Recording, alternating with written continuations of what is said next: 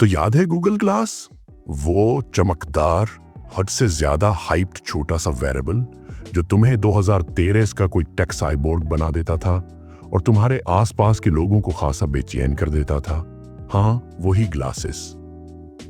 सो Google वापस आ गया है और इस बार लगता है कि इन्होंने वाकई कुछ कमाल कर दिया है। टेड 2025 में गूगल ने खामोशी से अपने बिल्कुल नई AR स्मार्ट ग्लासेस का एक प्रोटोटाइप जाहिर किया, और नहीं, इन्होंने उसे गूगल ग्लास 2.0 नहीं कहा, शायद इस माजी के भूत से बचने के लिए।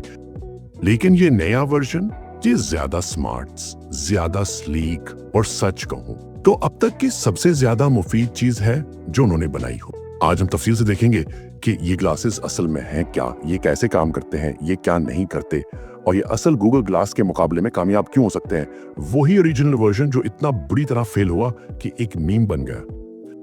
तो यह है जो गूगल ने दिखाया, एक ऐसा प्रोटोटाइप जो आम ग्लासेस से तकरीबन अलग पहचाना नहीं जा सकता। ये बात खुद एक बहुत बड़ी बात है। असल गूगल ग्लास के नाकाम होने की एक बड़ी वजह यह थी कि वो पहनने वाले को ऐसा दिखाता था जैसे वो ब्रंच पर सबको फिल्म कर रहा, या जैसे वो ब्लैक मिरर के अगले सीजन में लीड रोल कर रहा हो। कि नया वर्जन ये जानबूझकर ब्लेंड करता है।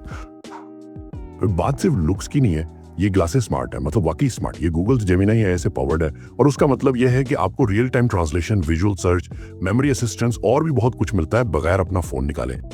एक डेमो में दिखाया गया कि एक यूजर फारसी में कन्वर्सेशन कर रहा था और सबटाइटल्स खुद ब खुद उसकी आंखों के सामने आ गई, जो रियल टाइम में ट्रांसलेट हो रही थी। जरा तसव्वुर करें, आप ट्रैवल कर रहे हैं, कोई आपसे किसी और लैंग्वेज में बात करता है और आप उनके अल्फाज को बिल्कुल रियल लाइफ सबटाइटल्स की तरह पढ़ रहे होते हैं।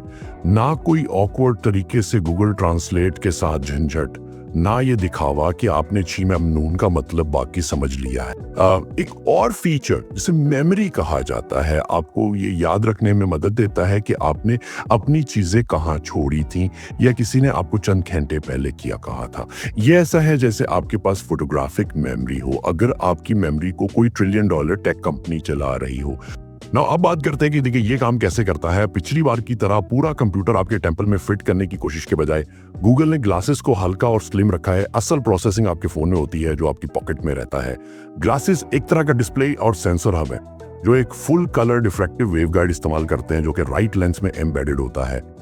बुनियादी तौर पर लेंस एक छोटी सी ट्रांसपेरेंट स्क्रीन बन जाता है जो आपकी आंखों के सामने हेल्पफुल विजुअल्स ओवरले करता है, बगैर उसके कि आपको ऐसा लगे जैसे आप आयरन मैन ऑन स्टीरॉइड्स हैं।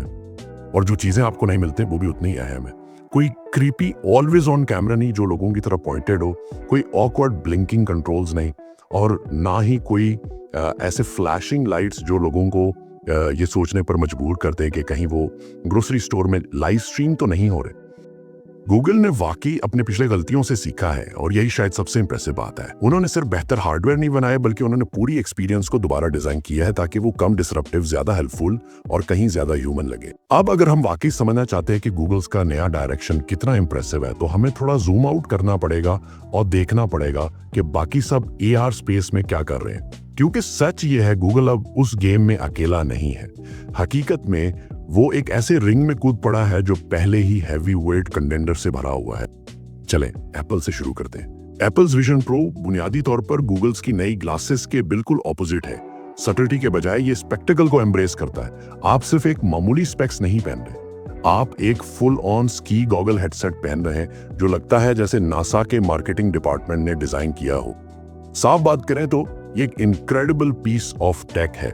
आपको eye tracking, hand tracking, spatial computing, ultra high resolution displays मिलते हैं, और एक ऐसा प्राइस टैग जो बहुत पोलाइटली आपसे 2 रोल्स पेड 500 मांगता है। लेकिन असल बात यह है, ये वाकई आम सेंस में AR नहीं है, ये मिक्स्ड रियलिटी है।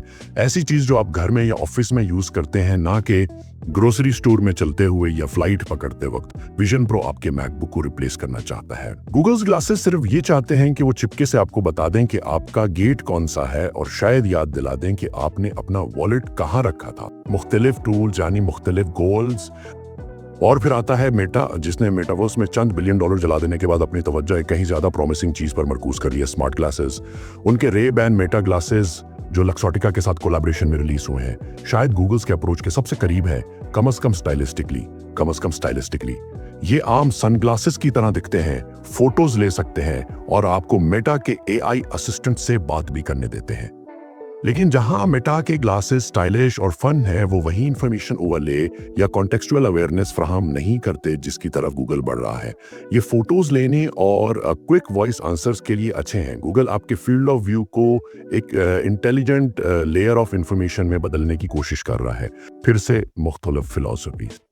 और फिर आपके पास कुछ छोटे प्लेयर्स हैं, जैसे स्नैप अपने स्पेक्टिकल्स के साथ, या मैजिक लीप जो अभी तक ये समझने की कोशिश कर रहे हैं कि वो इस पूरी दौड़ में कहां फिट होते हैं। स्पेक्टिकल्स फ्लैशी जरूर है, लेकिन फंक्शनैलिटी में महदूद। मैजिक लीप को एक इनकलाबी कदम के तौर पर हाइप दिया गया था, लेकिन इसकी प्राइस, साइज और सॉफ्टवेयर इकोसिस्टम ने उसे बहुत ज्यादा अरसे तक सिर्फ डेवलपर्स तक महदूद रखा।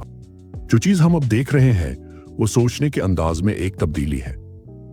AR को एक नॉवेल्टी या साइफाई एक्सपेरिमेंट की तरह ट्रीट करने के बजाय कंपनियां अब ये ज्यादा प्रैक्टिकल सवाल पूछ रही हैं। हम उसे वाकई कितना यूजफुल बना सकते हैं बगैर उसके कि लोग उसे पहनकर पागल लगे?